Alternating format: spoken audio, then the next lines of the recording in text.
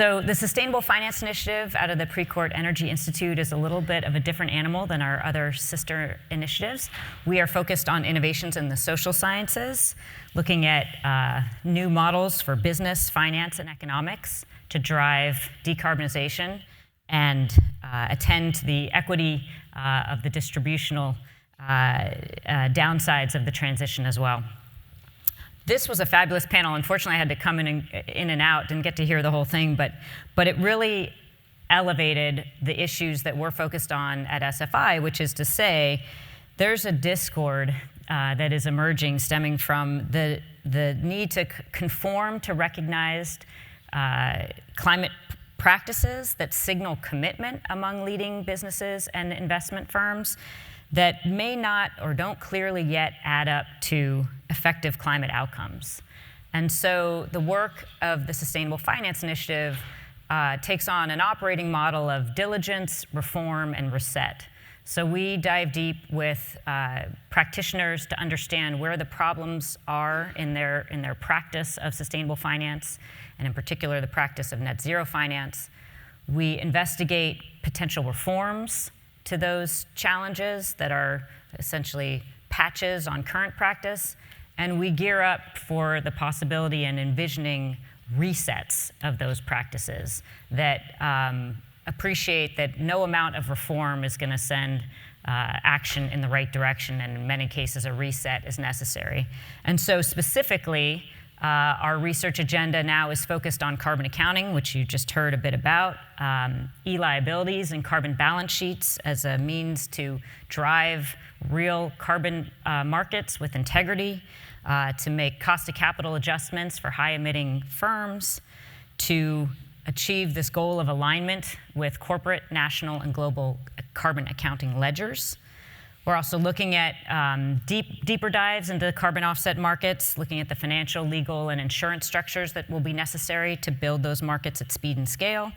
Also looking at insurance for climate risk and just energy transitions, particularly in Indonesia and Vietnam. That's a little bit about the Sustainable Finance Initiative's research agenda. Before, again, I welcome the panel, I just want to tell you a little story. I thought Chris's slides earlier perfectly depicted the scope of the challenge from a scientific perspective. What we've, again, focused on at SFI is the social sciences, so thinking about the human behavior. How are people responding to this? How are the drivers of climate action trying to steer around these sharp curves and challenges in the road ahead? So the climate action story, we've been at this for several decades, and the original driver of climate action, the original plan was just put a price on carbon, right? Governed at government level with multilateral institutions, and with all due respect to the economists here on campus and in the room, that sort of simple put a price on it strategy started to wobble quite significantly, and in particular, tensions mounted the highest at the COP in Copenhagen in 2009, where this simple plan of putting a price on carbon and common but differentiated responsibilities in pursuit of that started to crumble. And so drivers of climate action started to make turns in an effort to regroup and reconnect with a path forward that would achieve climate stability. And so I want you to imagine these turns. They are imagined. They were concurrent and overlapping, but they had an order to them. And they really mounted in the lead up to the Paris Agreement, where we started to see a bottoms-up approach really driven by the private sector and looking to the private sector to really drive climate action. And you saw that again with the panel here today. The first turn was this turn to green finance, which was the idea that we could just buy our way out of dirty energy by having clean energy just being cheaper than dirty energy. And we could sort of set climate progress on an autopilot where things would just become cheaper and over time. This is kind of manifest in the activities around the renewable portfolio standards. The German feed-in tariff certainly helped quite a bit, as did the reduction in solar costs from Chinese solar manufacturing. But this turn to green finance and this idea that we could buy our way out started to stumble in the recognition that it was just going to take too long for most technologies to achieve this advantage on price. We arguably stuck the landing for green finance on renewable energy, but to achieve decarbonization across all systems, the green finance wasn't going to carry us far enough. And so drivers of climate action turned to risk. And this was this idea that we could use risk as a means to reprice assets. There were lots of efforts that sort of embodied this turn. The Risky Business Project was one of the first in the US to take a look at the cost of climate risk for the US economy. The divestment movement was largely embodying this idea of a turn to risk. And you started to see new institutions emerge that were trying to manage this risk, most notably the collection of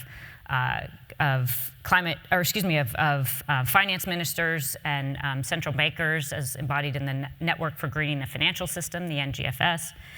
But this turn to risk ultimately doesn't carry us far enough because it doesn't attend to issues of equity, where a turn to risk, if you're just using risk as a means to reprice assets, you end up in an environment of potentially new climate redlining. And the other challenge with the turn to risk is that risk can be transferred to the state. So it can't ultimately tag the private sector with risk because that risk can continue to be transferred. And so drivers of climate action turned to net zero. And that net zero framing was really captured in the IPCC's 1.5 degrees C report in 2018, where it started to become part of the lexicon. And at that time, there were exactly 0 companies that had pledged net zero. Now you're seeing 38% of Fortune 500 companies, 83% of emissions globally that are captured under this net zero pledge, $152 trillion in the Glasgow Financial Alliance for net zero. They're all pledging this promise of net zero. The challenge, though, with net zero is we don't yet have the data, tools, and methods to drive climate action completely in that direction. My colleagues and I at SFI wrote a book called Settling Climate Accounts, Navigating the Road to Net Zero, that used this frame of these 3 turns to then investigate the practice of net zero and its rough edges, and identified 4 still unsettled accounts. Data in the form of the accuracy and relevance of data, boundaries specifically embodied in questions around scope 3, timing particularly embodied in questions around offsets, and then ultimately this question of obligations. Even with all this information around net zero, what are you supposed to do with this information? And again, the corporate climate panel walked you through some of the struggles and opportunities with that. But this framing of net zero risks sliding past the difficulties of systems transition that plagued the turn to green finance by ignoring the difficult questions of distributing the transition's gains and losses. And through its emphasis on emissions alignment, it risks avoiding the granular and strategic challenges of downside risks. So in our book, as we identify and define these turns, we suggest a turn back to the state, where governments use their powers to ultimately drive climate action in the direction where it needs to go. And those powers specifically are their powers as stewards, participants in the net zero system that can pave the way towards better covenants and governance and continual learning and improvement in practice, to use their superpowers as their roles of purchasers of infrastructure and investors in infrastructure and managers of infrastructure. And that's both financing not only the hard infrastructure, but also the soft infrastructure that's going to be necessary, the systems that are going to be necessary to integrate low carbon technologies. Using their superpowers of attention to equity, markets don't do a good job of addressing distributional issues. And the last 2 are diplomacy, the need to coordinate among countries and across states, and then ultimately accountability, making sure net zero adds up. And so with this call for a turn to the state and for this recognition that private actors, investors and corporates aren't going to be able to carry net zero far enough, it is my great pleasure to welcome our panel, Richard Kauffmann and Jigar Shah, who both embody this promise of public and private capital working together, and both have served their time in both the public and private sector, and I'm looking forward to feasting on their experience here in a conversation, and I assume they're going to walk out any second, and we can have a conversation. Gentlemen? Yeah, thank you. All right, welcome. So I just set the stage for how we arrived in this moment of net zero ascendancy and finance as taking center stage in a climate conversation, an energy conversation. Jigar, if I can start with you, what do you see as the role of government in financing the energy transition? Yeah, I think that obviously government plays a number of roles depending on which place it sits. But I think for the federal government and with DOE in particular, we have not really done a great job that I can see to make sure that all of these technologies are available at commercial scale and scope, right? And I do think that that is the main job that I think we have at the Department of Energy and at the Loan Programs Office as well, which is that, when you think about hydrogen or carbon sequestration and storage or nuclear or enhanced geothermal or hydro, these technologies are not competitive in some sort of like broad, all requirements RFP that you would do at a utility or whatever it is, right? And so making sure that these technologies are available, they're competitive, they actually have robust supply chains, right, to be able to support them. They've got a trained workforce to be able to install them. All of those things are, I think, things that the federal government is uniquely capable of studying and implementing. And I do think that we have to increasingly agree to achieve absolute outcomes, right? I think for a long time, the government has had this point of view, which is that, well, we tried our best, right? We had $1 billion, we put out an RFP, we got a bunch of requests, we put the money out the door, and it's unfortunate that it wasn't enough to actually achieve liftoff, but we tried. And I think going into a net zero commitment world, I think we have to actually do more than just trying our best. Yeah. Richard, you have experienced both in the role of government, federal and state. I'm curious if you can comment sort of how you think that interface works and what's the role of states when it comes to financing the energy transition. Well, I think there's been a real evolution in state policy. Maybe just talk about New York, because that's where I worked. I think historically the way a state government would work is to give a grant to a particular project. Fuel cell project, storage project. And it's great to deploy a few things, but it's not really creating scale when you do that. And the other thing that I think states have realized, that a state the size of California, a state the size of New York, is not going to really have influence over the cost of the hardware.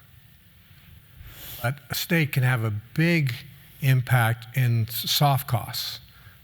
Costs of customer origination, cost of development, cost of financing. And so actually, when we talk about financing, one of the things that we've seen around the country are the creation of some state green banks.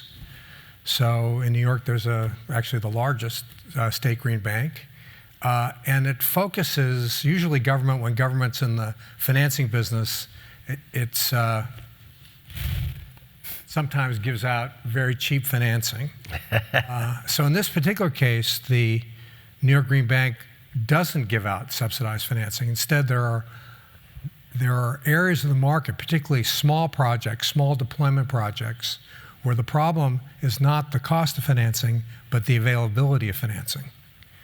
It's very difficult, for example, projects under $20 million to get financing from traditional sources. A long-dated, something that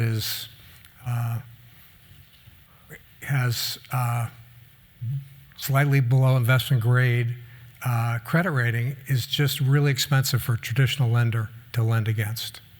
So that's the space in which the Green Bank operates, and the Green Bank really functions as an incubator because, give an example of community solar.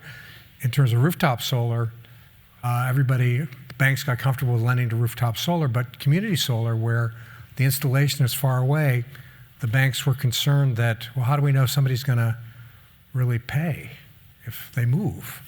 There are a lot of risks. So the Green Bank could incubate the financing structures and then also build a portfolio to see how those loans performed, and then the private sector could take over. And so that's an example of a green bank's effectiveness. And so far, I think the Green Bank in New York has lent almost $1.5 billion that's been leveraged 3 times for projects that arguably would not have otherwise taken place.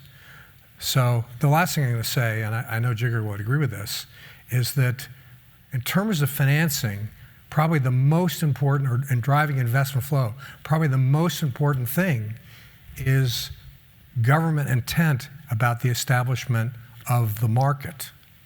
Because financing doesn't create demand. And I think that's one of the problems that we've often had. We think that there's a problem in finance, that somehow we can jigger things around and all of a sudden projects will open up. Oh, finance is derivative. You know, you don't, if you didn't want a car, it didn't matter whether you could lease the car or get a car loan. You'd want a car. You know, just because, you know, so nobody gets up in the morning and says, I want a lease. Did you want to comment on that, Jigar? No, I always agree with everything Richard says. Generally a good idea. Richard, if I can stay on you for another moment here. So I mentioned our book, which explored the practice of net zero, and in particular its rough edges, and you wrote a terrific chapter on the history of the asset management industry for that compilation, and you talk about its silos and its incentive structures, and this idea that finance isn't the leader, it's the follower. Can you just, for our audience, share a little bit of your insight from that essay, save them the time of reading it, although you should read it too. Yeah, I'm sure it's really riveting. Riveting. Yeah, riveting. Well, I think the point that I was trying to make is that we have these different financing silos that exist. And we know there's a VC silo, there's growth equity, there's project finance, and so forth. And an innovative company's got to get through each of these investing or financing silos to get to scale. And the challenge is that these silos, investing silos, were really built to finance other things in the economy. And we've been trying to shoehorn capital-intensive clean tech into structures that weren't designed for it. Now that's kind of the bad news. The good news, I guess, is that these collections of investing silos, you have to recognize, are businesses. There's an asset management business, and the asset management business knows how to evolve and create new investing silos, but they're only going to do that if they see investable opportunities. And that, again, goes back to what Jigar and I are having the mind meld about, is that if there aren't enough projects, investable projects, you won't see the evolution in financing structures, because the people, again, that create these investable, these asset categories are profit-making entities. They're businesses, and they're very rational. They won't be allocating capital unless they see investable opportunities, and the investable opportunities are driven in large measure by policy. Yep. That's a great high-level framing of the structural barriers. I want to get more granular here. So there are a number of different estimates of specific numbers of the total of where climate investment is now, where it needs to be, but roughly they all look for a tripling of current spend. And I want to turn to you, Jigar, and understand sort of at a more granular level, what does that look like in terms of the most critical gaps in funding as we look to scale? Yeah, I think there's, the U.S. system of capitalism is really more around being private sector led and then government enabled. Right? So I think there are other countries that are sort of government-led and private sector demanded. But here we're private sector-led, government-enabled. So that means that, we've got a bunch of tools by which we map out what we need to do to meet the president's goals of decarbonizing the grid by 2035 and the planet by 2050. Those models require a certain set of technologies to exist, right? So 20 or so categories, I think 400 and some technologies underneath those categories, that need to be there at scale for us to be able to make this work. Each one of those sectors requires roughly $100 billion of private sector interest to be able to cross the bridge to bankability, right? So that includes having an asset manager that gets interested in that at some point, training the workforce to figure that out, all those other things, right? And so I think that people, have to understand what we're trying to go for and what the goal is to be able to get to that level of spend, right? Because otherwise we say, well, this $1 billion is definitely going to happen. I'm like, no, that's $1 billion. And now we have to figure out how that $1 billion unlocks 3, and the 3 unlocks 7. And then there's policy mechanisms in there. There's other types of tools in there, tax credits, et cetera, et cetera. So you have to be at $100 billion. Now we decide that we're going to do $100 billion, and the private sector doesn't show up, right? So they've shown up clearly for hydrogen. They've showed up clearly for, some of these other areas. But like, for instance, like on long duration energy storage, we all keep talking about it, but like everyone hasn't quite shown up yet, right? And so the question really becomes like, what is the government's role if the private sector doesn't show up, right? We can educate more and more, and we can do all those things. But then, the private sector has to say, we actually feel like things like green petrochemicals, right? There's lots of ways of making hydrofluoric acid, hydrochloric acid out of green stuff, but they have to show up and want to do that. If they don't do that, then they can't. And then the remaining part of tripling investments is in mature areas, right? Like if you're going to triple our spend next year or the year after, it's clearly going to be in solar, wind, lithium-ion battery storage, and EVs, right? Like that's the only place where you can grow at like $100 billion scale per year, right? Like the rest of these areas, like hydrogen and nuclear and like carbon sequestration and storage, like I would love for them to be relevant in 2030, right? Or 2035. But like the question, they're not going to be relevant to this tripling, in the 20s, right? And so I just think we have to be careful, and that's not something the federal government's really responsible for accomplishing, right? They're going to create tax credits, fine. But then, like in order to do that much solar and wind, you're going to need to 2x at least, if not 3x the transmission grid, right? That there's a federal state dynamic there, right? That we have to navigate, right? So I just think that there's a level of understanding of how this ecosystem works and who actually is in charge of making sure those projects that we're just talking about actually materialize, right? That is lost on the academic community, lost on state regulators and legislators, lost on some of the rest of the parts of the ecosystem. And as a result, we're not all solving for the same thing. And so you're unlikely to get the 3xing of investment because, like that, I don't think if you asked everybody at Stanford, like, is that your goal? They'd say, yeah, that's our goal. Like our research, our goal here is to figure out a way to 3x that investment. No, not really. And so then they're not all sort of trying to accomplish that same goal. Yeah, I think what you said there is really important, and I want to give this back to you on a tee here, because we talked previously in the green room about this innovation versus deployment conversation and the dichotomy that you reject, which I appreciate. But can you translate what you just said in simple terms in terms of this innovation versus deployment conversation? Well, I mean, we all have to admit that we lost the better part of 12 years in this climate fight because of Bjorn Lomborg and all the people who actually helped him, right? In the 2010s, right, in lead up to Copenhagen and then right after Copenhagen in 2009, McKinsey had done all this work around here's what the cost curves are, here's what deployment works like, here's the technologies are on the left side of the cost curves, on the right side of the cost curves we need to deploy, et cetera, right? And then you've got a guy who comes out and says, you know what? We should triple down on innovation funding, and we should make sure that the technologies are ready before we deploy at scale, right? Now we've invented some weird thing called the green premium, which I have no idea why it even exists, right? There's always been something called a technology premium, right? I remember how much I paid for my first computer, right? And so but there's no such thing as a green premium. There's a technology premium, right? Fine. Things are expensive when you first come out, and then you have a learning curve, and oh my God, magically, that's actually called Wright's Law. It's been around for a long time. Suddenly people have rediscovered it. And then, the costs come down through cumulative doublings of deployment, right? But the only way that that occurs, all of it, is through deployment. All of it, right? Nobody wants to do research in certain sectors unless they think someone's going to deploy it, right? And so when you look at Wright's Law doesn't magically occur through cumulative doublings. It occurs because a whole bunch of people focus on incremental innovations in that sector, and solar panels go from 12% efficiency to 19% efficiency during that period of time, right?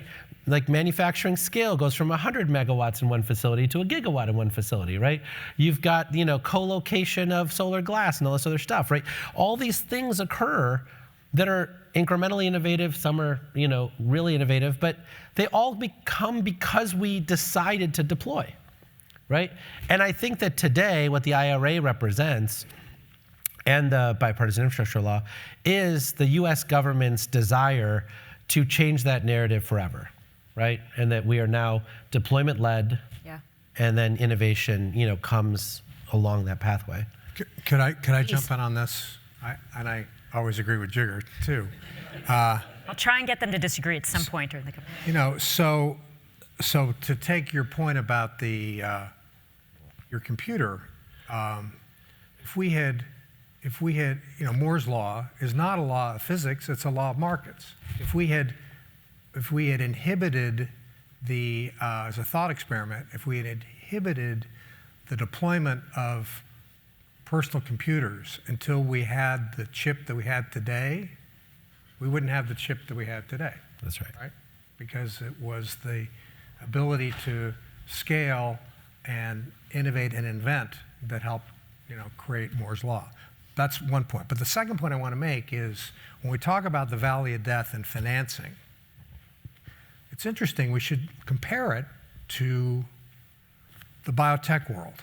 Because the biotech world, a lot of the capital that's required and the time that's required to get a molecule to deployment is not all that different from a number of clean tech solutions.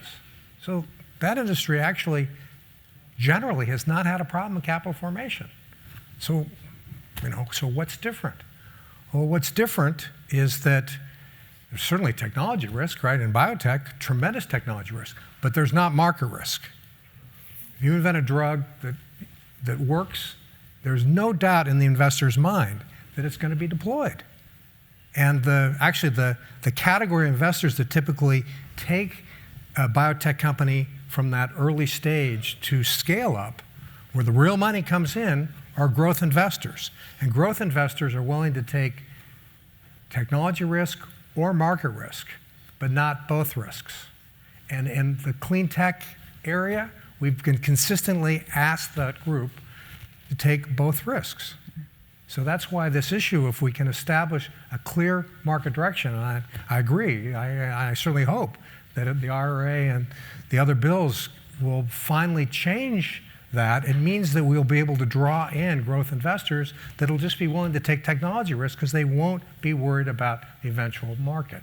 And that will mean that venture investors will know that there'll be somebody else to do the next round of financing when things get bigger. So it will significantly, working backwards, improve the capital flow all the way through. Yep. You agree with that? Yeah. Okay, good. All right. Still working on the splitting your views here. So maybe this will split your views. Jigar, it has been said that you are the most important man in America when it comes to deploying clean energy. Well, that's. And so are we disagreeing? Did I find? No, but that has been true. This is. And your office is open for business. Yeah. So I would be remiss as a moderator if I didn't take this opportunity to give you the stage here to tell us, what does this audience need to know about the Loan Programs Office, and why are you the most important man in America? Oh gosh. In terms of deploying clean energy. We blush here in California. Look, I think riffing off of what Richard said, I think that there's a reason that you have Silicon Valley Bank, right? because venture capitalists don't actually understand commercial banking and don't want to. Right? They're like, here's a $3 million A round. Please go talk to my friends at Silicon Valley Bank and they'll set you up with stuff that I don't understand. A working capital line, a checking account, a savings account, all this other stuff, right? But that's also true for our stuff, right? If you talk to a venture capitalist and say, exactly how does an infrastructure investor get comfortable building your first green cement plant? Or how does an infrastructure investor get comfortable with the first sustainable aviation fuel plant? Or the first whatever it is the technology is that you invested in? They're like, we don't understand that stuff. Like, here's a $50 million round. Please hire this CFO or something. Figure that out, right? The Loan Programs Office is supposed to be that bridge to the commercial banking sector, right, and infrastructure investors, right? That's why Pete Domenici created it in 2005. There was a recognition that commercial banks were not going to do that. Not because they couldn't do it. I mean, our experience so far has been roughly $31 billion of loans. We've had less than 3.4% losses. It's roughly in line with what a commercial bank would have. So you can imagine a lot of people criticize now for us not taking enough risk, which is a sea change compared to where we were being criticized 10 years ago. And so in general, the reason commercial banks and infrastructure investors don't do this is because it's really time consuming, right? Doing the first hydrogen deal requires $2 to $3 million worth of due diligence, a whole bunch of first of a kind reports from independent engineers and market advisors, et cetera. And for a lot of banks, they're saying, I can meet my numbers and hit my bonus targets without doing any of this new stuff, right? So why would I do it, right? So there has to be a go-to place for all these people to come, right? And that exercise was difficult. I mean, I'm pleased to say that today we have earned the trust of many of these investors and companies such that we have 98 active applications at the office now seeking $104.5 billion of capital. And each one of those applications is 300 hours worth of work. And so, it's gratifying for me to see that much effort being put into those applications, right? And clearly the support of their board and the support of other people to do that. So, now we have to get the loans out the door. But I think that role that we play is critical to what Richard was suggesting, is that if we become institutionalized and people really believe we're going to be there for the long term, you could imagine a hard tech company actually getting financing in the future that wouldn't get it today because the investor is thinking, well, how does this step get crossed, right? Once you do prove what you're saying, how do you get to this next step? Well, if we exist and people think we're going to exist, well, then they're going to make that investment 4 years earlier, right? Which I think is super important as we figure all these things out. And then the last thing I'd say is that we are very active in talking to the next stage of capital. And so we talk to all of the world's largest infrastructure investors, whether it's AusSuper and QIC or CPPIB, Ontario Teachers, AIMCO, others, and saying to them, are you looking over our shoulder, right? Are these deals that you will do now that we've done the first one or the second one, are you going to do the third one? And sometimes they say yes, sometimes they say no. But that level of coordination with them means that there's actually another handoff there as well, right? And so I do think that we play this really critical role, and it's one that, unfortunately, I would say most people in academia don't really understand why they need to do that, right? And why people aren't just rational. And I think I would say without fail that nobody in government understands it, right? So if you look at Treasury or SEC or the Federal Reserve, they're all credit institutions, right? So they really look at S&P ratings, roll ratings there. Our average deal rates at single B minus, right? So that is what people affectionately known as junk bonds, right? And so for a lot of people within government, figuring out how you actually serve this need when your shadow credit rating to B minus is something that is not their natural expertise. I just want to say that Jigar's important not just because he has a lot of money, but because of the way that he's thinking about the loan program in the context of the system. Because I think that if investors don't think that the loan program is going to be there, then they can't, not only do they not think about making investment because they, or may not make an investment because they don't, because the capital may not be there, but also in terms I mentioned before about the subsidy, they can't incorporate the cost of the lower cost financing in their PPAs, as an example. So, and that creates a situation where there's a windfall actually that if you can't price it in the PPA and then eventually the project gets the loan, who gets the value of that? It goes to the developer, not to the market. And that actually sets up a potential future criticism of the program. So it just, Jigar has really changed the process as well at LPO. So I want to take a moment to just remind the audience to ask your questions, because we will get to those in the last 10 minutes or so. But coming back to the conversation, Richard, I wanted to ask you how, with your Generate Capital hat, this interface appears in terms of the loan program office. But I want to steer your answer to that with another question, which is, you've both been talking about how to optimize the structure and system in terms of flows of capital. Mm-hmm. But there's another system we're trying to optimize, which is decarbonization of our energy and transport and industrial systems. And so how do you balance both, and I'll turn to you first, Richard, to think about it from the private sector, but where's the invisible hand that's actually steering the prioritization for the system's decarbonization, not just what's the best deal? And you can answer that. If you can put your Generate hat on, you can put your Green Bank hat on.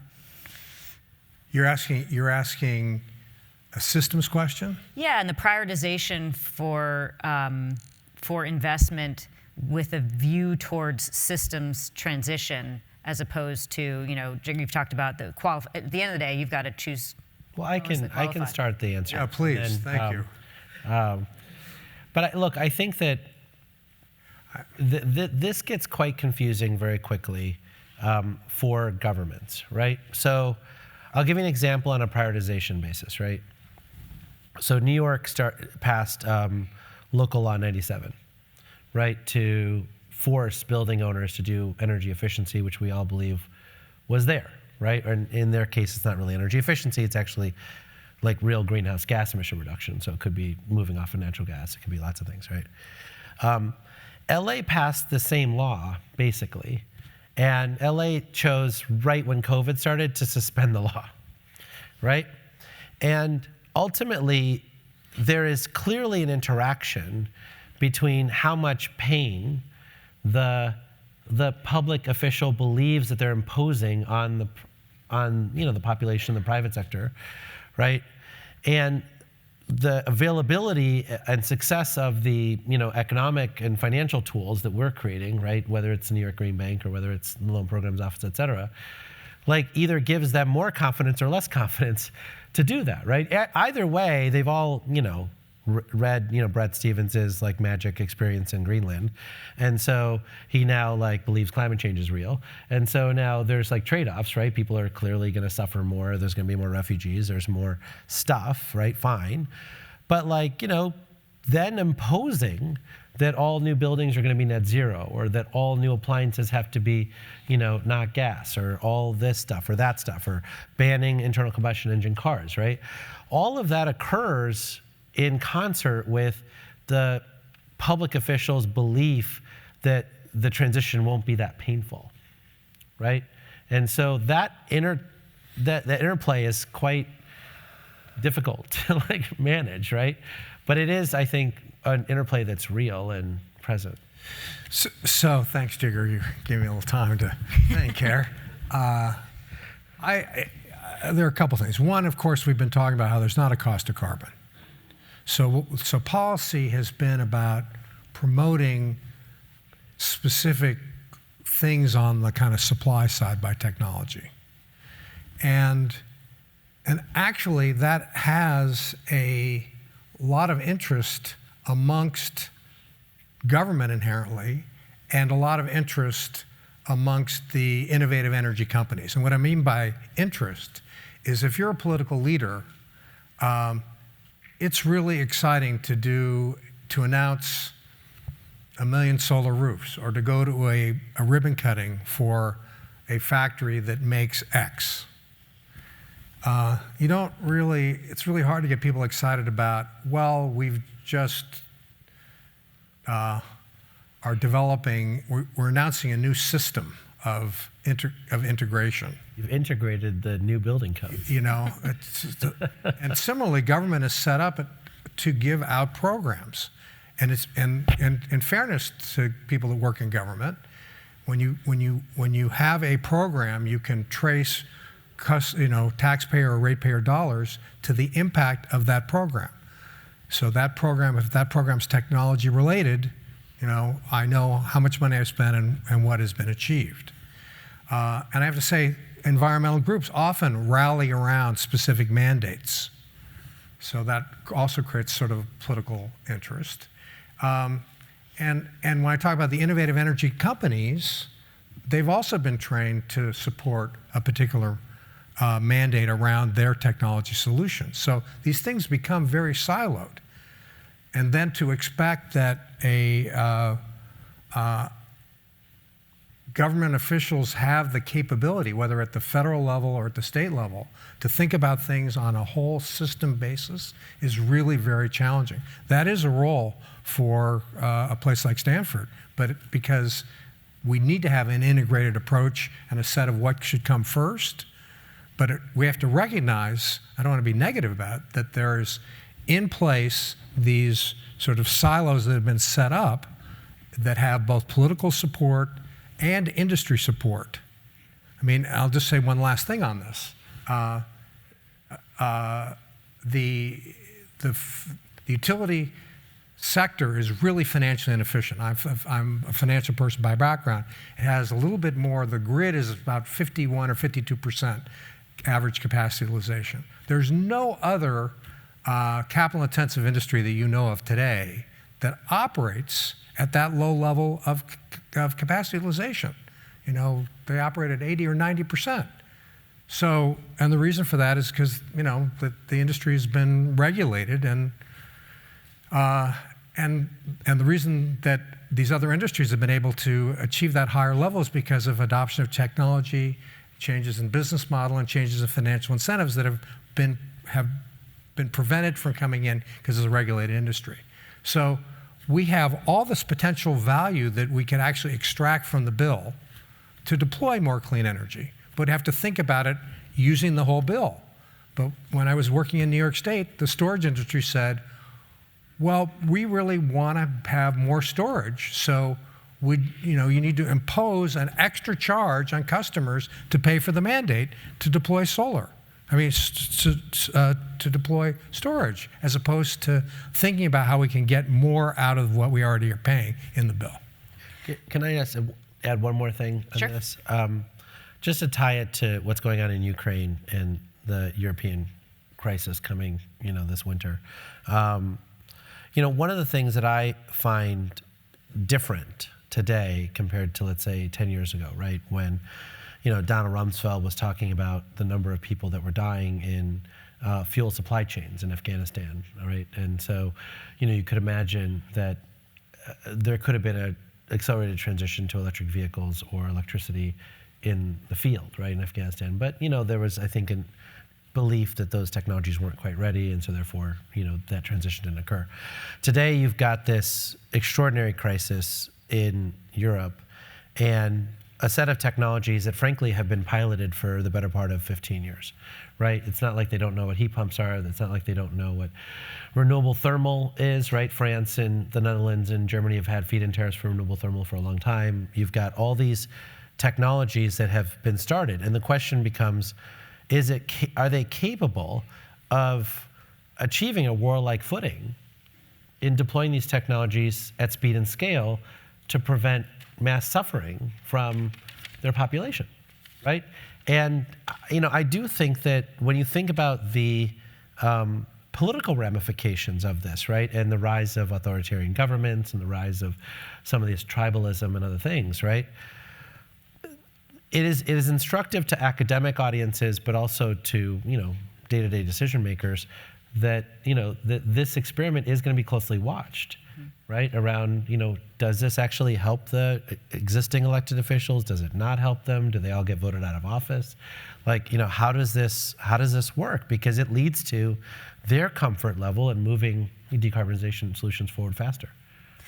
Okay, great. I was going to ask a question about the role of universities, but Richard, thank you. You already answered that. So not asked, but answered.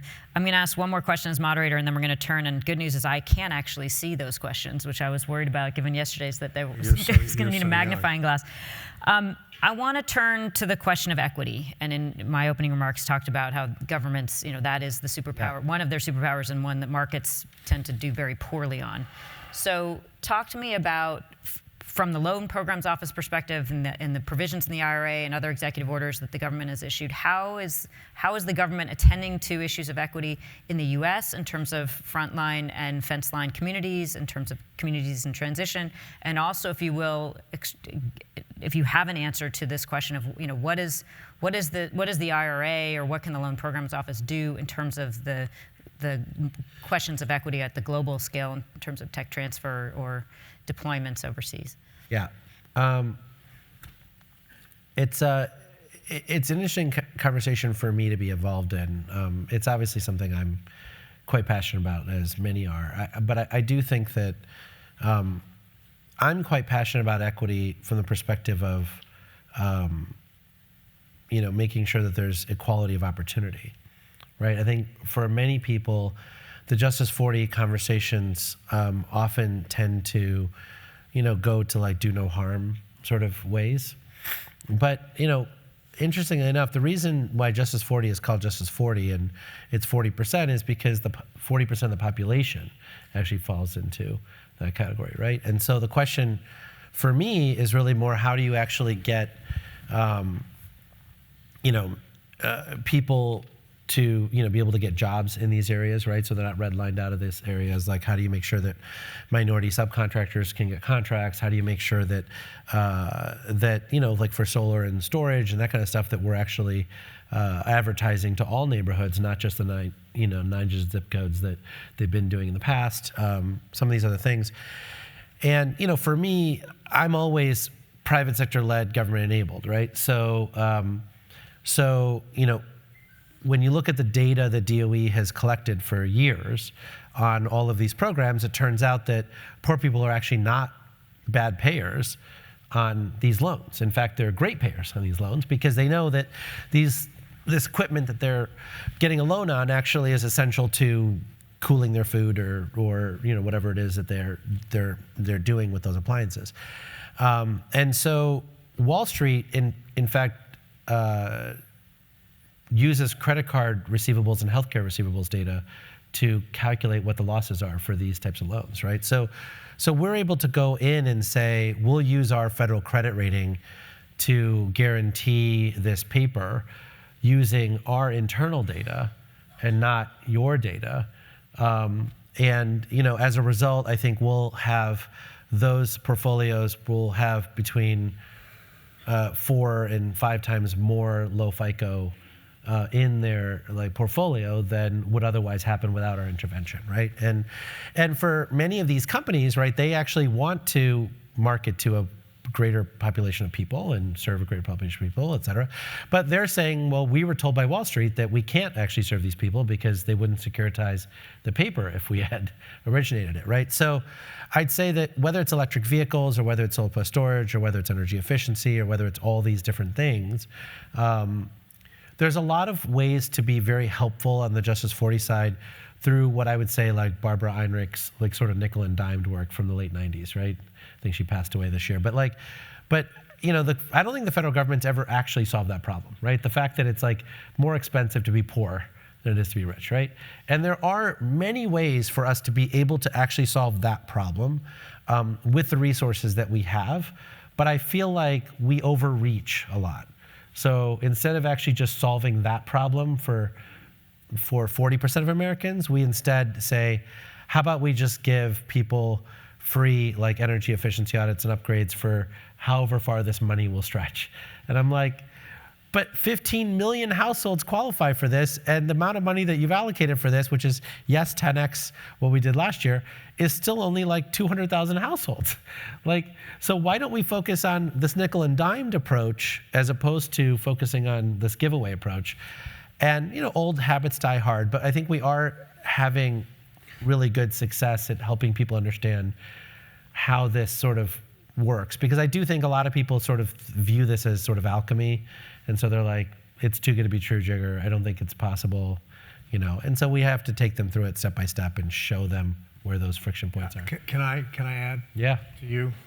And I agree, of course. I mean, the current approaches really are terrible. I mean, to not put too fine a point on it, because at a state level, the way we finance clean energy programs is through a levy on people's electricity bills.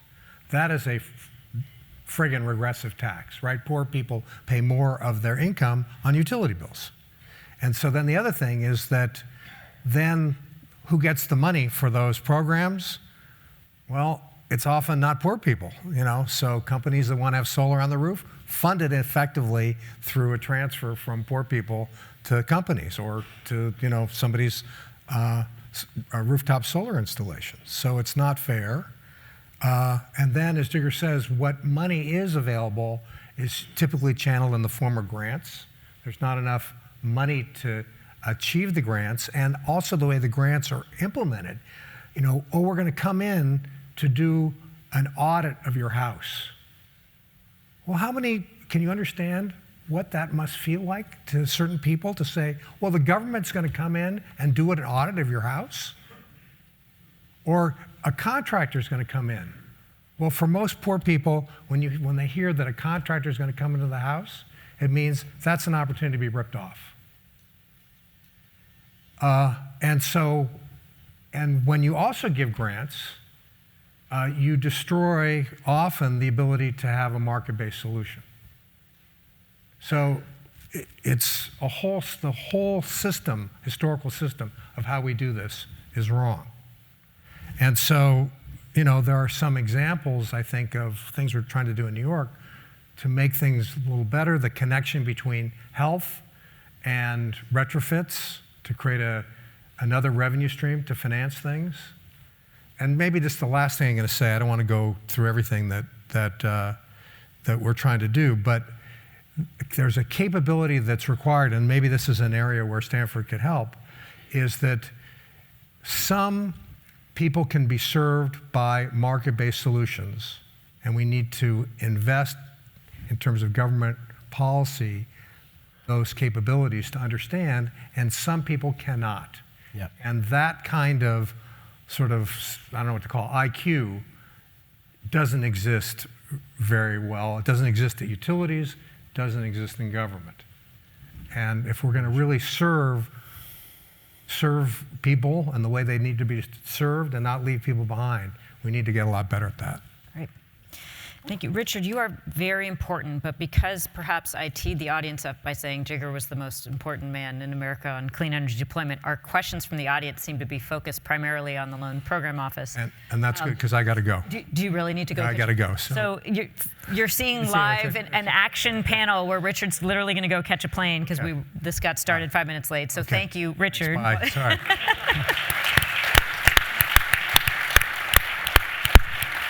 So Jigar, I think this means you won. Yeah.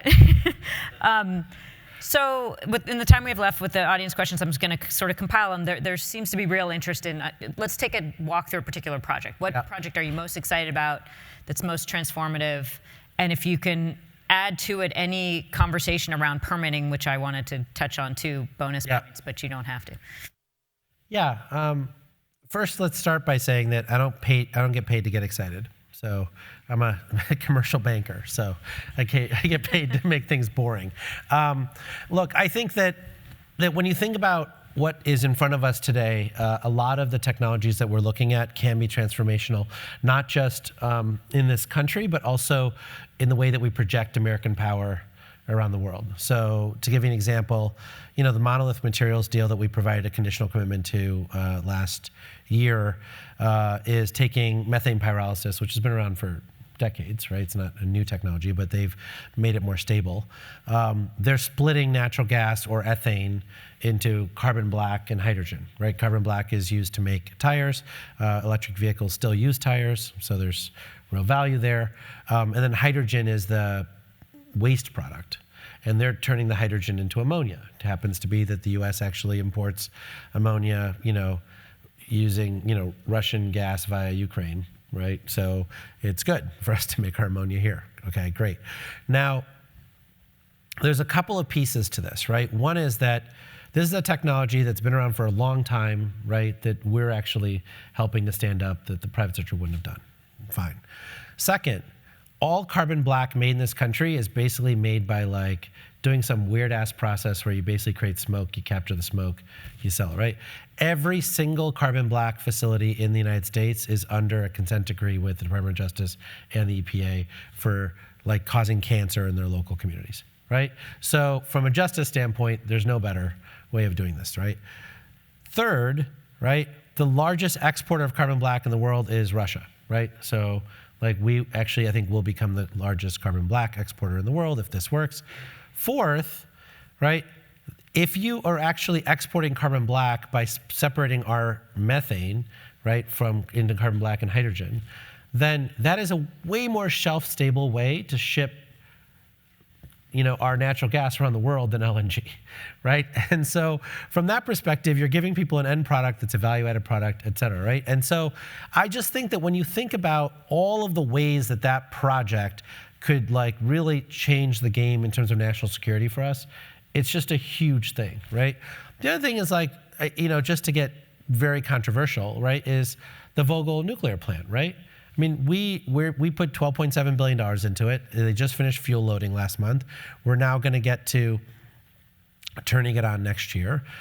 We have trained 13,000 IBEW workers to figure out how to do that, right? Part of the reason that plant went over budget was because it was mismanaged in the sense that they should have had 100% complete design before they started. They were at a 20% complete design. There's all sorts of things that they learned from that.